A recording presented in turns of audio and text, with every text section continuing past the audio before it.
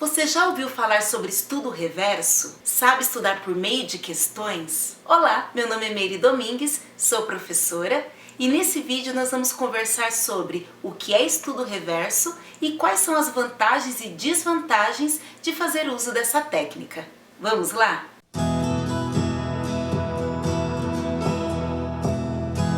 A ordem normal de um estudo para vestibular ou concurso público é primeiro você saber o que vai cair na prova. Então você procura um edital e verifica qual é a bibliografia. Com a bibliografia em mãos, você deve separar o material a ser lido, de preferência na íntegra. Mas é claro, como esse material é extenso, você também precisa separar o que é relevante, mais importante daquilo que você está lendo, por meio de sínteses. Essas sínteses podem ser feitas com resumos, mapas mentais, e só depois desse processo todo é que você vai resolver questões para verificar se assimilou ou não o conteúdo estudado. Bem, essa é a ordem regular, normal de um estudo, mas o estudo reverso, como o nome já evidencia, começa pelo final. Ou seja, pelas perguntas. Tem várias pessoas que adoram essa técnica e acham que só conseguem aprender, passar em concursos ou vestibulares fazendo uso dela. Mas nós temos que lembrar que não existe técnica perfeita.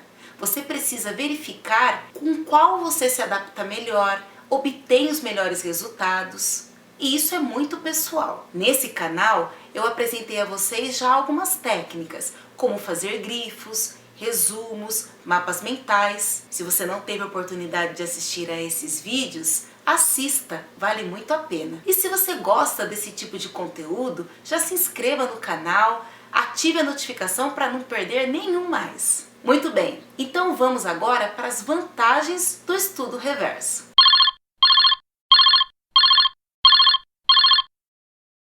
A primeira vantagem é você começar a reconhecer como os temas são cobrados pelas bancas examinadoras. Por exemplo, na área da educação, é obrigatório terem questões sobre a LDB e o ECA, mas tem alguns artigos específicos que são mais recorrentes. A partir do momento que você começa a resolver um grande número de questões, você começa a observar também quais são aqueles artigos que são mais frequentes, ou seja, que a banca exige mais. Isso faz com que o seu olhar para o seu estudo seja mais direcionado. Você não precisa memorizar todos os artigos, incisos e parágrafos. Você só vai ter que se atentar com mais afinco àqueles que aparecem frequentemente nas provas. A segunda vantagem é começar a reconhecer o perfil de cada empresa. Cada banca examinadora tem um perfil, uma linguagem própria, uma forma de organizar as perguntas. A partir do momento que você começa a resolver um grande número de questões,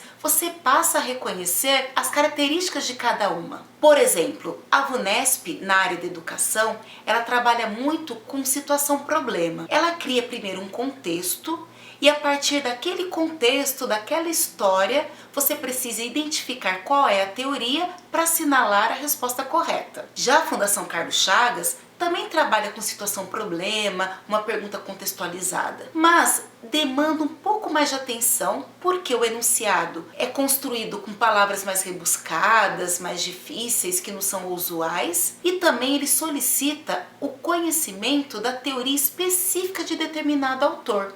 Então ele quer saber exatamente quem disse o quê. Se você começa a reconhecer essas diferenças, você também, sabendo qual é a banca que vai produzir a prova, se atenta mais ou apenas aos conceitos, ou mais aos autores, ou tenta verificar pelo contexto qual será a alternativa correta. Mas não adianta responder essas perguntas só no final do processo. Para começar esse reconhecimento, durante o processo de estudo, também é importante responder perguntas.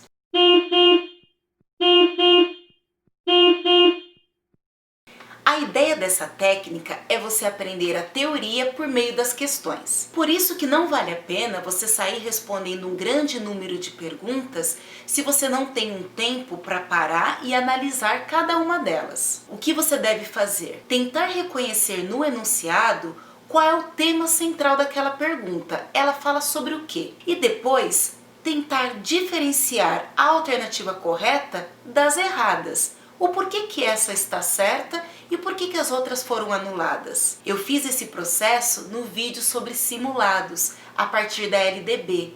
Dá uma olhada nele, eu trato em detalhes como é que você pode reconhecer esse tipo de informação. A partir desses grifos, faça anotações e com essas anotações crie sínteses, para ficar mais fácil depois a sua consulta referente ao conteúdo que você conseguiu aprender com aquela questão. Mas, se no final do processo ainda algumas dúvidas persistirem, você não tem muita certeza o porquê que aquelas outras alternativas estavam erradas, isso demonstra que você precisa aprofundar ainda nesse assunto. Então, busque vídeos, leituras a respeito do tema ou até mesmo questões comentadas. Tem alguns sites, e eu vou deixar aqui na descrição desse vídeo, que trazem perguntas com as alternativas corretas e ainda comenta o porquê que aquela é a correta e as outras estão erradas. Mas lembre-se de procurar em sites confiáveis, porque nem sempre o comentário feito foi produzido por um professor. Então, preste atenção para não cair no erro de assimilar ou memorizar conceitos errados.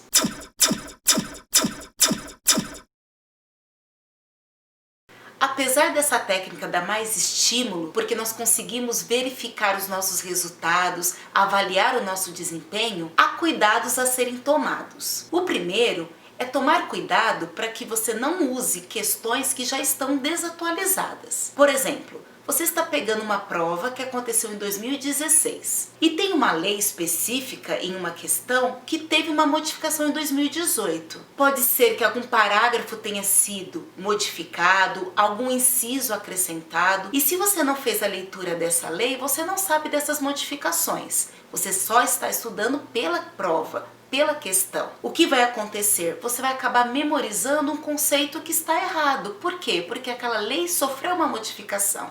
Então fique sempre atento, principalmente na parte da legislação, para que não estude apenas por questões.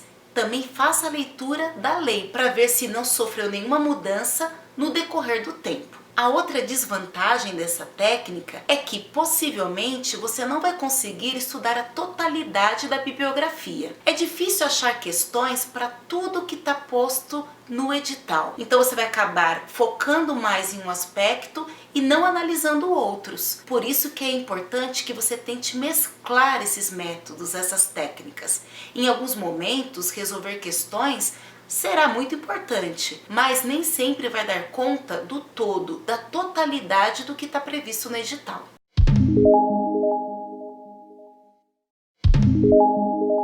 Agora vai uma experiência minha de responder questões para concursos públicos. Teve uma vez que eu respondi muitas perguntas e depois eu me deparei com perguntas parecidas ou até idênticas em concursos que eu fui realizar depois. Por isso que é importante ter contato com esse tipo de questão para você se habituar com a estrutura, mas também pode acontecer isso, de você identificar uma pergunta semelhante àquela que você já resolveu, facilitando muito e ajudando nos seus resultados. É isso! Espero que você tenha entendido o que é estudo reverso, as vantagens e as desvantagens e principalmente tenha compreendido que é importante mesclar, unir diferentes técnicas, porque essa tem muitas vantagens e ajuda muito, mas nem sempre vai cobrir a totalidade do seu programa de estudos. Se você gostou desse vídeo, curta, compartilhe e inscreva-se nesse canal, vai ser um prazer ter você conosco. Beijo grande, até a próxima, tchau!